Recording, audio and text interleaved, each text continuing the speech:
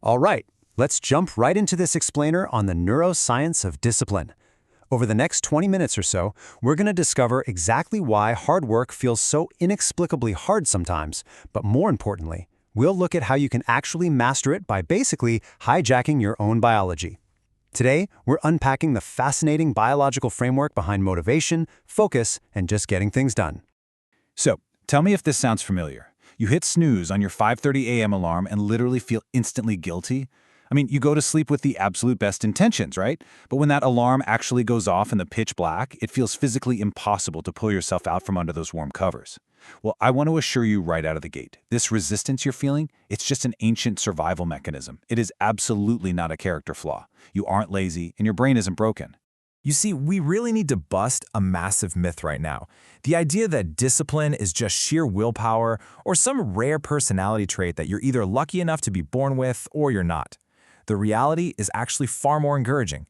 Discipline is a highly trainable biological skill. It isn't something you just inherit. It's a learnable biological response driven by top-down control in your prefrontal cortex. That's the executive logical center of your brain, and you can literally strengthen it just like you'd strengthen a bicep at the gym. Okay, let's move into section 1. What is limbic friction? So, limbic friction. This is kind of the official term for that heavy, dragging internal resistance you experience whenever you attempt a difficult task. And it is entirely driven by your brain's limbic system, which evolved thousands of years ago to keep us safe by avoiding, well, any unnecessary energy expenditure. Back in the day, conserving energy kept you alive when food was scarce. Today, that same ancient programming just stops you from going to the gym or opening your laptop to study. Your brain literally thinks it's saving your life, but really, it's just saving you from leg day. And to put that into perspective, this beautifully illustrates exactly why effort physically hurts. Your brain makes up only about 2% of your total body weight, just 2%, but it burns a massive 20% of your body's daily energy. Because complex thinking and prolonged effort require enormous amounts of biological fuel, your nervous system naturally craves the easier, low-energy options just to keep the tank full. Because of this massive energy drain, your brain rapidly generates those go-to excuses we all know way too well. You know the ones, I'm still tired, I'll definitely work out tomorrow, or my personal favorite, missing one day won't matter. It's just your brain doing its job to conserve energy.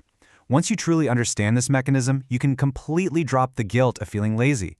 You aren't lazy, you are just experiencing limbic friction. Which brings us to section 2, mastering your motivation molecule. We have to correct a huge public misconception right here. Dopamine is not the pleasure chemical that pop culture makes it out to be.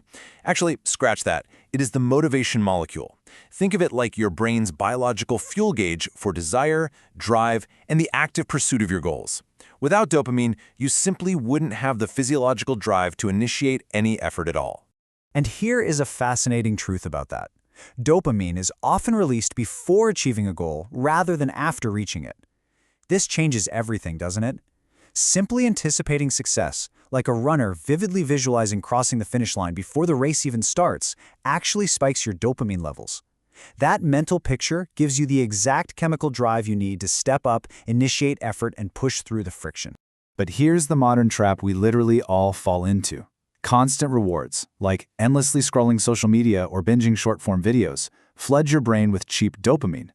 This artificially desensitizes your baseline, and ultimately it reduces your motivation for normal, harder tasks that take actual effort. The fix? Intermittent rewards. Unpredictable, occasional rewards keep the brain highly engaged and sustain your motivation over the long haul. You absolutely must protect your dopamine baseline. And speaking of brain chemistry, let's look at a highly effective, super practical tool, the caffeine protocol. Here's how it works. Wake up, wait 90 to 120 minutes, and only then consume your caffeine. Why the delay? Well, while you sleep, a sleep-inducing chemical called adenosine builds up. If you drink coffee the second you wake up, you just block those adenosine receptors temporarily. The adenosine is still floating around, and when the caffeine wears off, boom, it comes crashing down on you in the afternoon. Waiting an hour and a half allows your body to naturally clear the adenosine first, completely preventing that dreadful 2 p.m. crash. All right, let's dive into section 3, the science of habit building. This brings us to the incredible concept of neuroplasticity. It's the brain's ability to physically reorganize itself by forming and strengthening neural connections in response to experience. Every single time you push through limbic friction, your neural circuits literally get stronger. It's exactly like blazing a trail through a dense forest. The first time is brutal, you're hacking away at branches, but the more you walk it, the more it turns into a smooth, paved road. And this plasticity happens in two distinct stages of learning. Stage 1 is active engagement. This requires intense, distraction-free focus, which triggers dopamine and a neurochemical called acetylcholine to literally mark your active neurons for change. But the real magic happens in Stage 2, deep rest. This is when the actual physical neural rewiring and memory consolidation occur. You simply cannot have the cognitive gains of Stage 1 with the biological rest of Stage 2. Which leads us perfectly into Section 4, Sleep and Biological Recovery. Here is exactly why sleep is absolutely essential for discipline. It consolidates those memories we just talked about, it restores impulse control, balances your hormones, and replenishes your brain's energy stores. When you are sleep-deprived, you directly weaken your prefrontal cortex, the logical manager of your brain, and hand the steering wheel right back to your emotional limbic system. That makes you impulsive, reactive, and biologically prone to procrastination. So, bottom line, if you want to be disciplined, protect your sleep. And regulating that high-quality sleep actually starts the moment you wake up. At around 7 a.m., aim for 5 to 20 minutes of natural sunlight right in your eyes. This triggers a healthy, waking cortisol response and basically sets a biological timer for your sleep later that night. During the day, engage in your focused work and physical movement. Then, by 8 p.m., start dimming artificial overhead lights and lowering your screens.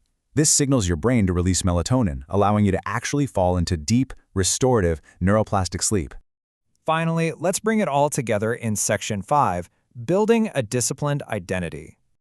We need a fundamental mindset shift here. The common thought we've all had is, discomfort means I should stop. But an elite performer's thought, it's, discomfort means my brain is adapting. I really challenge you to consciously adopt that second mindset. Elite performers actively associate discomfort with growth, not failure. When you feel that mental friction, it just means the neuroplasticity is working. Remember, action often creates motivation, not the other way around. Do not wait to feel motivated before you start, because you might be waiting forever. The biological trick here is to voluntarily do one difficult thing every single day. Take a cold shower, go for a run in the rain, read a dense chapter of a challenging book. Doing this routinely teaches your nervous system that discomfort is totally manageable and that you are the one in charge.